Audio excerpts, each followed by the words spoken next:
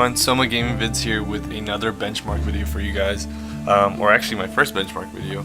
This is going to be a series that I do with popular titles that have built-in benchmarks so that you can see performance using the RTX 2070.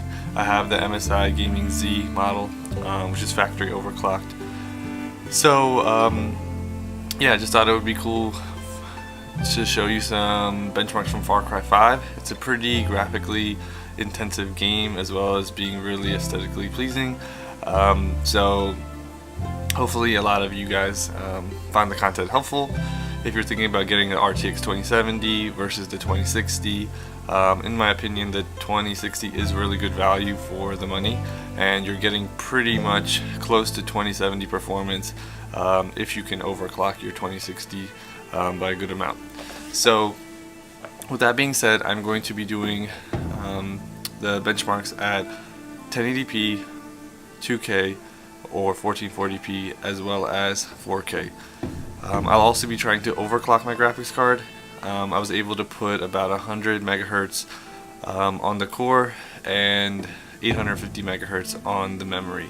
So we'll see what difference that does. One last thing I want to note is that all of the components that I used in my test setup are going to be listed in the description below. I am running a i5 4690K at about 4.7 gigahertz overclocked. Now this is an older CPU, and you may notice that there is some bottlenecking that's happening at the 1080p resolution.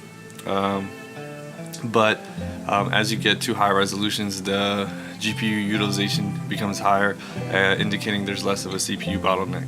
So again, once I get my hands on a better processor, I'll be able to do benchmarks at 1080p, 1440p, and 4K without these bottlenecking issues. But just letting you know that there is that one issue. I'm also going to be showing you the graphic settings that I'm using for all three or all 6 benchmarks at the beginning, so you know everything is consistent. I have everything on maximum settings. In some cases it only goes up to high. As you can see, water only goes up to high. And the one thing I want to note is anti-aliasing I have set to SMAA, which is a one quality setting lower than TAA, which is the highest possible, but it increases or creates a huge performance hit. So I just thought SMAA would be more realistic. Also in reality you can lower quite a bit of settings to get the frame rates that you want, but just to keep things consistent, I'm going to keep things as high as they can go, and I'm just changing the anti-aliasing to SMAA, so that way you can see realistically what it will look like.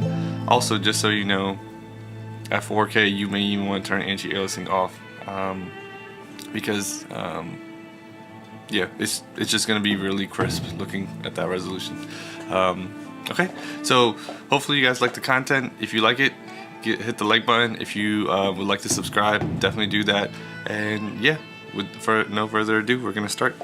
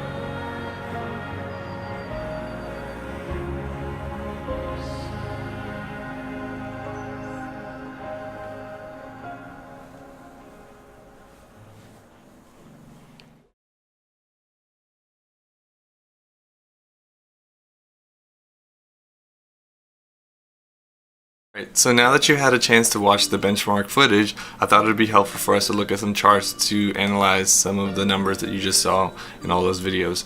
So this chart compares the stock performance of each of the different resolutions versus the OC performance of the RTX 2070.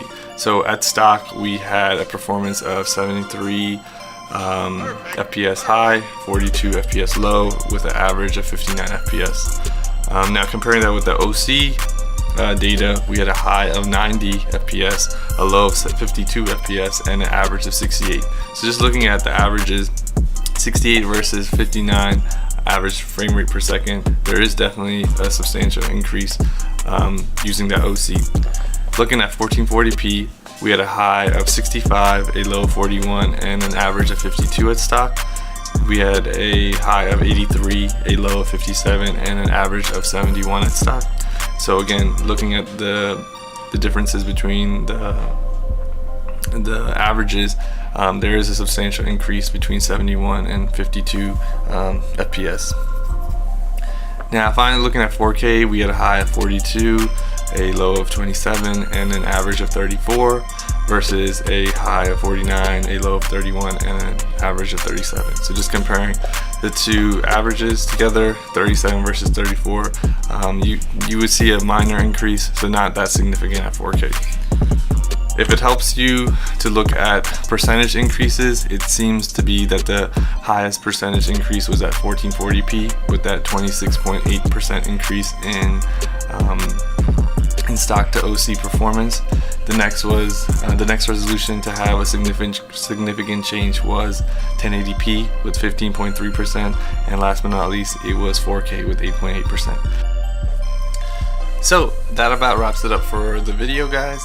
If you liked the video, hit that like button. If you haven't already, please subscribe. I really enjoyed making this benchmark video. It took forever, but I finally have it done. And if there's a video that you want me to do a benchmark of, let me know in the comments below. Otherwise, I'll see you guys in the next one. Peace.